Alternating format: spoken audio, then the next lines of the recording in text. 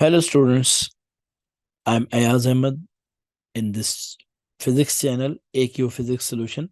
Today I'm going to introduce you with some instruments which are really important in our physics, especially for the measurements. These instruments are really used to measure the length, diameter, area of the spheres, and width, and so many things. So these instruments, one of them is Vernier Caliper. Here I'm going to show you a Vernier Caliper, which is basically a length measuring instrument, but we have different parts of this instrument, and those parts can be used to measure different areas or different dimensions. I want to introduce those parts of the instrument. Those parts are actually there are three main parts. I would introduce those parts to you. The first part over here is a pair of jaws, which is called lower jaws. Here, these are the jaws, which is a pair of lower jaws. This is used to measure external diameter or length. The function of this is length or external diameter. So we can say that they are used to measure external diameter. The second part or second pair is upper jaws. Upper jaws are used to measure the inner diameter of a test tube or any cavity. And the third part is here, and which is used to measure the depth of the cavity, like depth of the test tube. So these are three main parts which are being used in a Vernier caliper. So when I say that this Vernier caliper is used in different areas of your length measurement, so here is some important area for this instrument, or you can say for this Vernier caliper. Now, I would show you how to use it. So when we are going to use this Vernier caliper, first of all, close the jaws and note down the zero error. What to note down? You have to note down the zero error. Here is that's reading. Basically, that would not be appearing over here.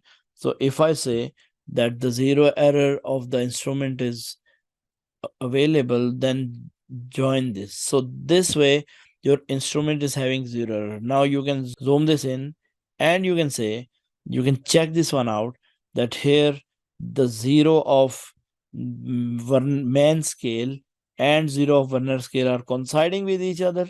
It means there is no zero error at all.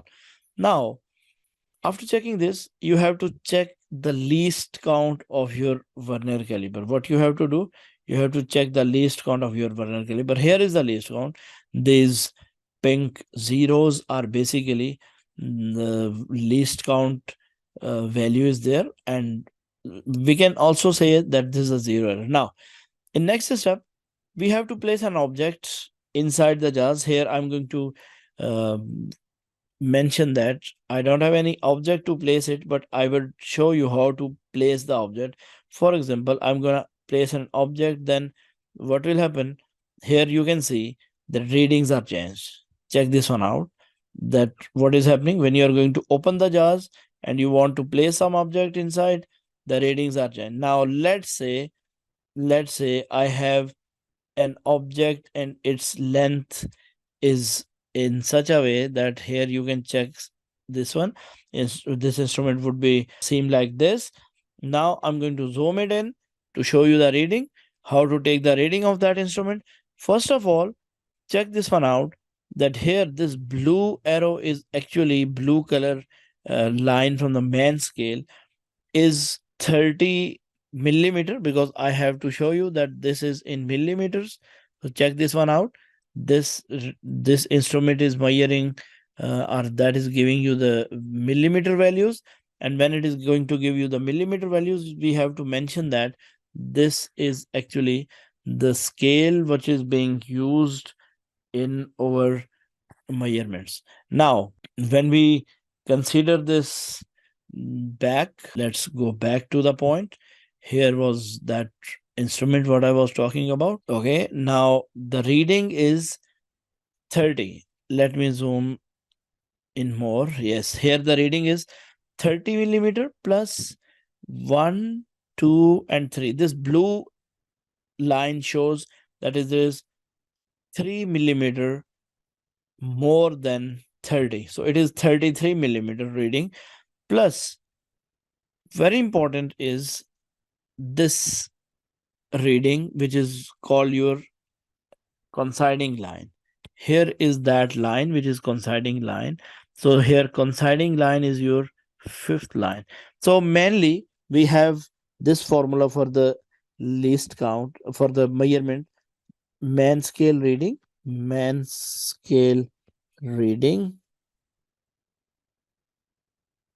plus n times least count.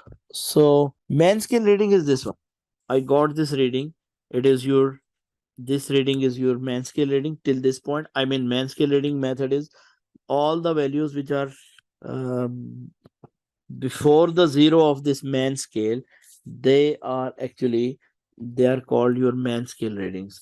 They're called your man scale reading. So here, this is your man scale reading. So when I say that this is my man scale reading, so I would write this man scale reading as 3, and then I will further write this value. This is your 30 plus 3, 33 millimeter, plus what is this n? N is actually 5. So your 5 is over here. This is your n, and then it is multiplied by its least count, which is basically 0.01 millimeter usually. So we can say that is 33 millimeter plus 0.05 millimeter, which gives you 33.5 millimeter. Okay, what this value is, that is 33.50 millimeter, right? So this is basically, this value is written over here, that this least count is available to us, and we can manage this all by this way. Hope that it is clear to all of you. Now I would clear this all annotation and move further. Okay, now let's talk about that instrument again. That is, when you are going to have when you move this value far away, then sometimes this zero is coinciding with zero of the man scale, or zero of the Vernier scale. It means this blue means 60, and this is sixth line from the 60. So it is 66 millimeter, and this is the only line coinciding over here. Check this one out, that from your Vernier scale, the only line which is coinciding with any of the Verniers, any of the man scale lines here, from these all, I can check this one out, that from this all area, the only line which is coinciding is this zero line. So this zero line is actually the n of this instrument. So if I say that here the n is 0, so there is no other reading over there. So 66 millimeter is the reading. So I hope that it would be clear to all of you, and you will get more information about this instrument from this video.